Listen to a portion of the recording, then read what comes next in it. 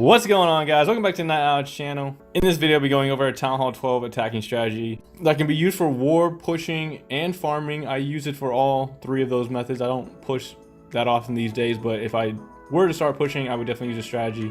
It's a very simple strategy to pull off, not many steps involved with it, and many people at this level probably already know how to do this, but just in case you don't, and just in case you want something to start off with if you're just becoming a Town Hall 12, we're going to start off with the GiBoWitch attack strategy. Very powerful attack strategy against certain types of bases at Town Hall 12. This is the highest level of competition as of right now, so each base is going to vary on which strategy to use, but I found a pattern, or I found a specific type of base that the GiBoWitch seems to have a higher percentage of getting the 3-star on. All right, so before we jump into the replays and stuff like that, the reason I like to farm with the strategy as well is because up in the Titans 2 League, which I think is the best strategy for 11s and 12s, get the loot bonus and stuff like that. So definitely would recommend jumping up here if you are looking to do that. But before we jump into the replays, let's talk about the armor composition used for this strategy.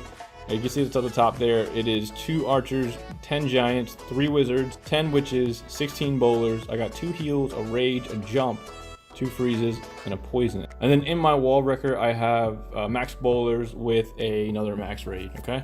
Now you can vary on the amount of witches and bowlers and all the other good stuff, or which spells you want to use. You want to bring more rages and drop a heal or whatever it is. This is what I use and what I'm most comfortable with. Feel free to experiment and try whatever you want. All right. Okay. First replay we got here. We got a Town Hall 12 with max towers, max eagle, max bows. And the rest of the defenses looks like they are around Town Hall 11 level. One of the replays will be going against a really strong Town Hall 12, so I mean it definitely works against the higher Town Hall 12, and it works against these.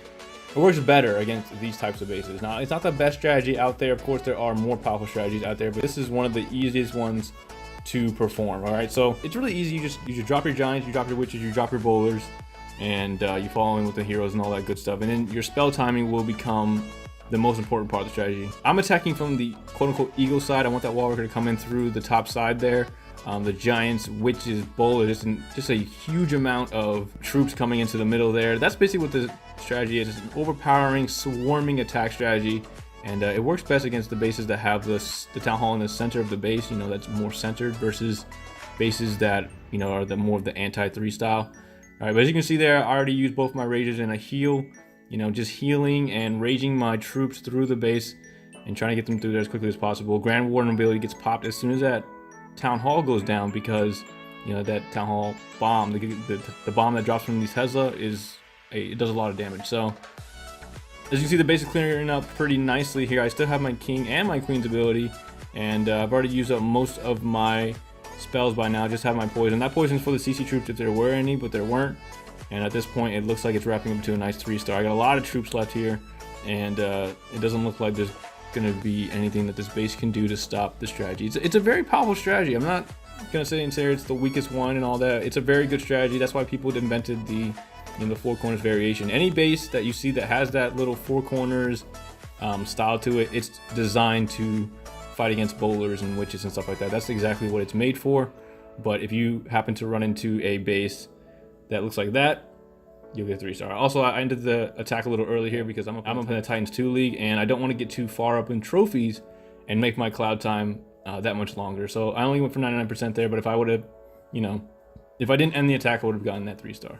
All right, second replay we got here, same process as the first replay. We're going to play it. Very simple steps to it. You drop your giants, you drop your witches, you drop your bowlers, and wall wrecker heroes and stuff like that, and then you just use your spells wisely, and you hope to get the 3-star. It's not a very, skill-based attack. It's very overpowering and kind of just hoping for the best. The timing of the spells and, of course, the warden ability and all that is your key to the 3-star. These types of bases where the Town Hall is more towards the center of the base, it works easier because the wall wrecker is going to make their way. It's going to make that hole. Look at that path right to the middle, and the bowlers are right on top of that Town Hall. Is going to go down. Warden ability gets popped. And those loons that came out of the CC get fried because they're in the poison. And plus all those witches and the queens right there, it's just an easy kill for the CC. But it's a very simple strategy to pull off. I like to use it more for farming than anything. I'll use it for war if the bases look like the ones I've been attacking. But most of the time, I use it for farming. It doesn't cost that much. And then up in the Titans League, you get a lot of, you know, first of all, it covers all of your army expense, and then you get all the bonus for it. So it's a great way to upgrade your base at the Town Hall 12 level, especially, you know, if you just started out and stuff like that. So very easy attack strategy to pull off, and it works against these types of bases.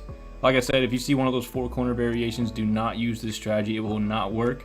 Those bases are designed to stop this strategy. All right, so I'm gonna speed up the last remaining bit of this replay here, because it's so simple. It's such a simple strategy. People at this level, I'm assuming you know how to attack pretty well. So the GiBoWitch in your arsenal if you need to use it.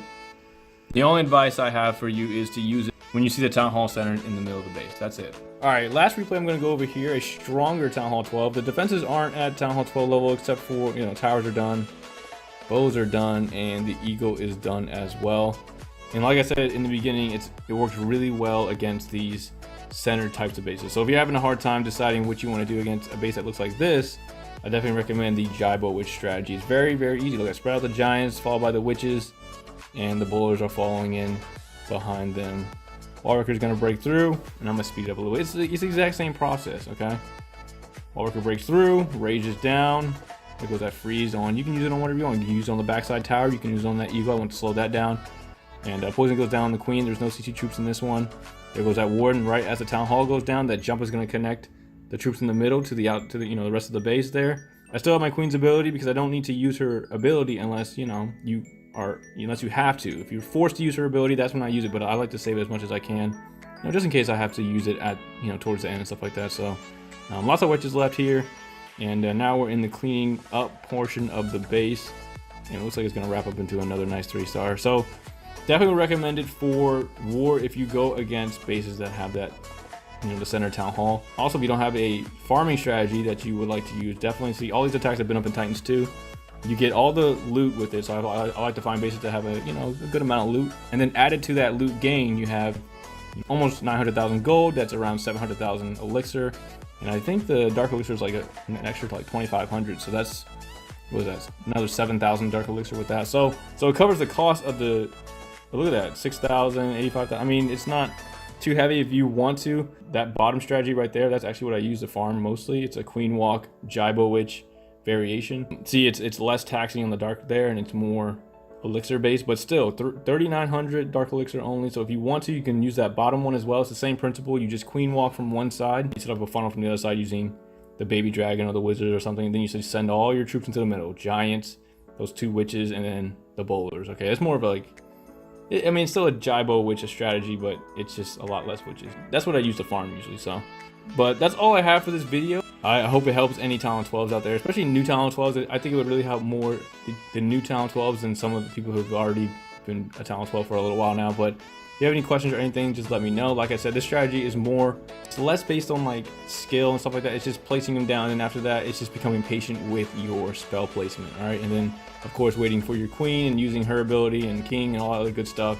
Timing the Grand Warden and all that good stuff. This is a good strategy to practice when you just become a Talent 12 because it's very easy to pull off. But other than that, guys, that's all I have for this video. If you have any questions at all, feel free to put them down in the comment section and I'll answer them to the best of my ability. But other than that, guys, hope you guys enjoyed it. I hope it helped. And if it did, definitely appreciate like, comment, subscribe. And I'll catch you guys in the next video. Thanks for watching, everyone.